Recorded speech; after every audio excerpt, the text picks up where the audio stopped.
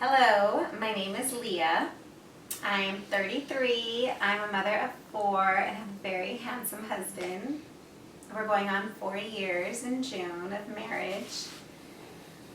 I have 3 awesome sisters. I have an amazing family, and the reason why I am doing this video is because I was recently diagnosed with inflammatory breast cancer, and I have been receiving a lot of questions, and a lot of them have been the same.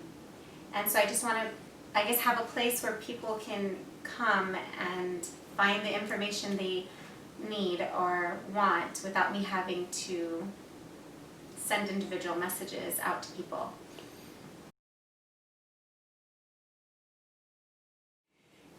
It was about a month ago now, maybe 5 weeks. I noticed that my nipple looked flat, and I started to have thickening of the skin. It just felt weird. It felt just thick. I don't have any other way to describe it. And then I noticed, so I had the thickening, I had the nipple go flat, and then within a couple of days I started noticing that I was having these sharp burning pains that would come. They're very inconsistent.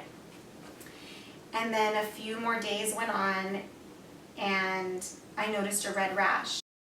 I started doing some research, and I noticed that I had all of the symptoms for inflammatory breast cancer, but it was something that I had never heard of before. And so I immediately texted my primary care physician, shout out Dr. Katie Keller at Victory Medical in Austin, Texas. And she was amazing, and she got me she got the orders in.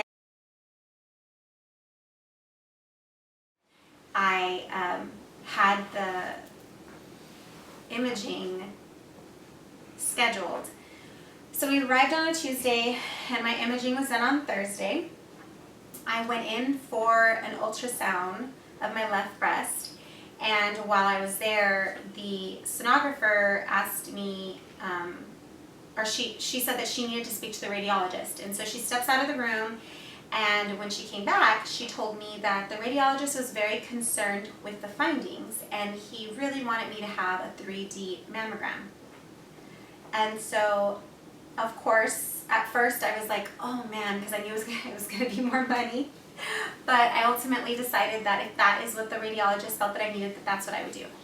So I did it, and it took about an hour to finally get the images to his satisfactory level. And afterwards, he asked to speak to me, which I was very surprised by, because I'd had imaging done in the past and I'd never had a radiologist ask to talk to me. So he came in and he said that he was very concerned and that he really needed me to get to he told me he was very concerned and he wanted me to have the biopsies done that day. But I was exhausted. I got there at 9:30. At that point, it was already a little after lunchtime. I hadn't eaten. I needed to go to the car where my husband had been waiting because of COVID-19. They wouldn't let him come in with me to do the imaging. So I told him that I would go talk to my husband and I would let them know. Throughout this whole process, or this whole appointment, I had been texting with my doctor and telling her what they were telling me. And so when I went to the car to explain to my husband what was going on, I got a phone call from my doctor saying, hey, can you come to Austin right now? I was about maybe 30-45 minutes from Austin at the time. Can you come now? I have a doctor who's willing to do the biopsy for you. And so at first I was reluctant because I was really tired and I wanted to just come home. But my husband was very adamant that we should just get it done and do it that day. So that's what we did. We drove up to Austin and we saw Dr. Kelly Martinez, and she was amazing. She saw us right away. She did the breast exam and said that she wanted to do her own ultrasound. And so, of course, that's what we did. And shortly after the ultrasound, was done, she said that she thought that it was inflammatory breast cancer, which I had researched, the week before, and myself thought that that's what it was. And so at that point, she said that she would need to do a biopsy. And so she did. And we were sent home. And then that was Thursday. So then the following Tuesday, we had a follow-up appointment. My husband and I went to Austin to see Dr. Martinez again, and that is when she confirmed that it was indeed inflammatory breast cancer.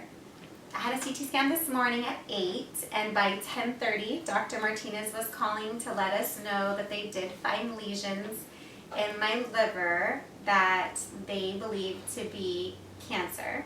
So she says that it is stage 4, but from other people that I've talked to, they're telling me to stay hopeful because until they have a biopsy done, they can't know for sure. So we're praying, and even if it is in my liver, it's all going to work out for the greater good of God.